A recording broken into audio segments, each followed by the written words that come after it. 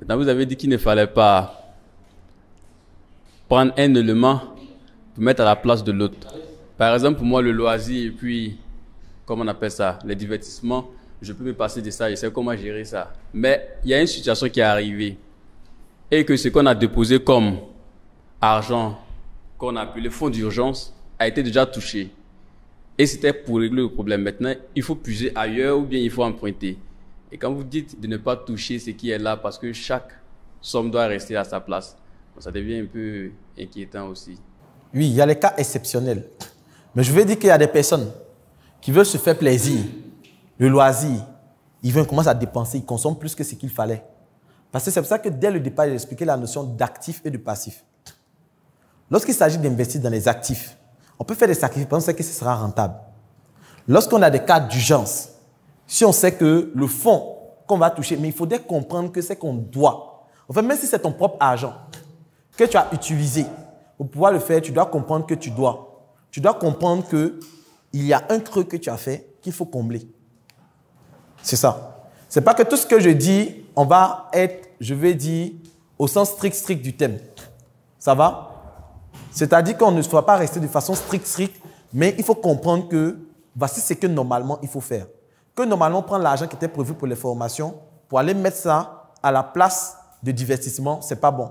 Ou bien prendre l'argent qui était prévu pour la formation, pour aller mettre à la place d'un fonds d'urgence, ce n'est pas normal. Et que c'est quelque chose qu'il faut combler. Ça va? Super. Peut-être pour l'heure, je n'ai pas vraiment de questions, mais j'ai apprécié la communication sur la technique pour booster son chiffre d'affaires, sur le fait de ne pas dépenser sur ce qui est promis. Voilà, et c'est vraiment important parce que quelquefois, on peut avoir une promesse d'argent. En fonction de ça, on commence déjà à faire des plans et aussi à promettre de l'argent à d'autres personnes. Et le fait aussi de savoir dire non, vraiment. Parce qu'on est en Afrique, il y a la famille nucléaire et puis la famille élargie. Et on est toujours sollicité par-ci, par-là pour aider et tout. Donc, c'est vraiment compliqué pour l'Africain pour dire non. Parce que, à dire non, des gens vous trouvent méchants et tout. Mais pour finir, l'argent sort et on ne sait pas trop comment planifier. Donc, je suis vraiment bien heureuse d'avoir suivi ça. Et comme je compte approfondir en mars et tout, vraiment, je crois que ça va m'aider à savoir mieux gérer mon argent. Et aussi, ce fait important de donner. Et vous avez dit que c'est un principe d'entreprise, mais c'est un principe même spirituel.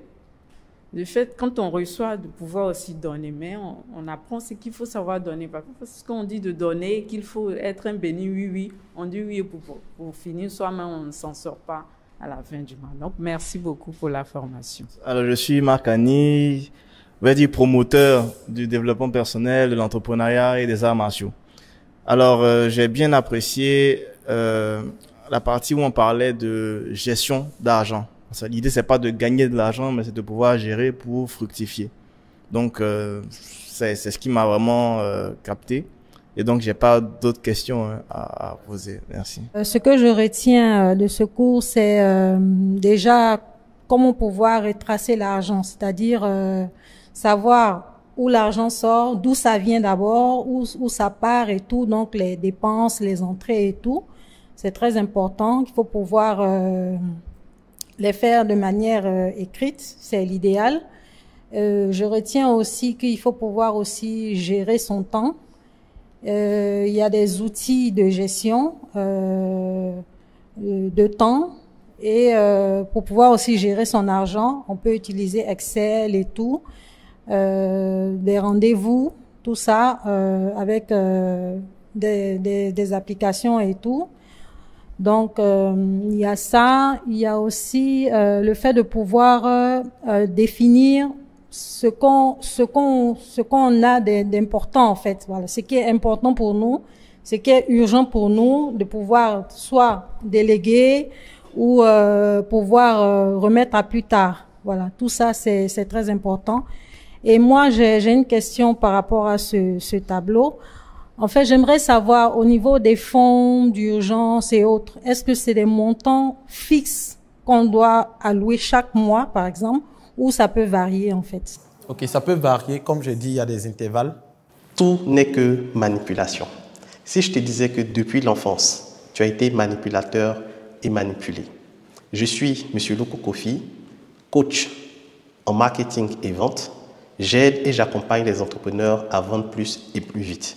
Ce que j'ai remarqué, c'est que la plupart des personnes ne comprennent pas que pour bien vendre, il faut manipuler. Oui, pour bien vendre, il faut manipuler. Manipuler, c'est orienter quelqu'un vers un objectif que vous souhaitez.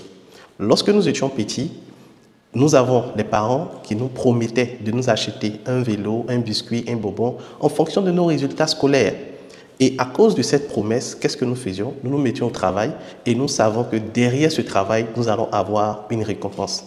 Même si très souvent les parents n'honoraient pas leurs promesses, mais on se retrouvait quand même à faire le travail qu'ils voulaient. Donc comprendre les techniques de manipulation, c'est comprendre que moi, en tant que vendeur, il y a mon produit qui peut aider le client à passer d'une étape A à une étape B.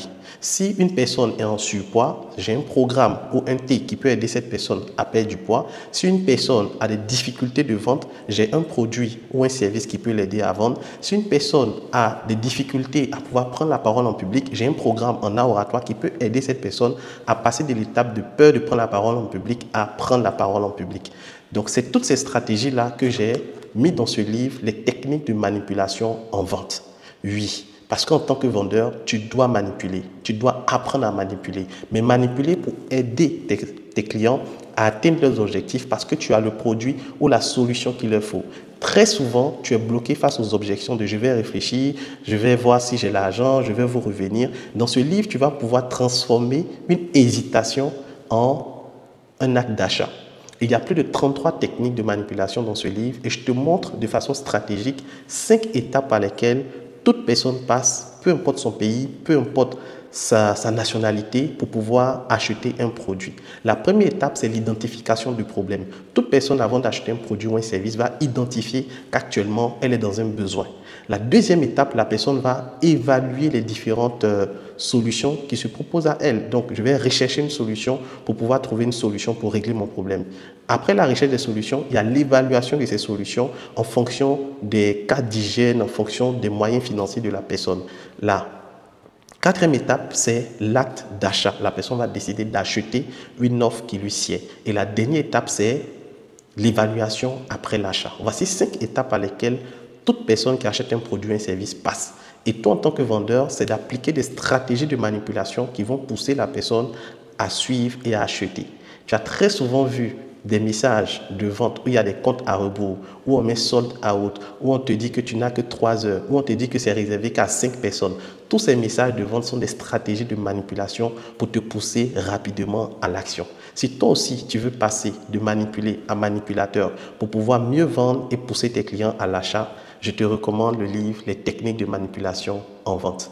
Clique sur le bouton « Acheter maintenant » afin de te procurer ce bijou qui t'aidera à mieux vendre.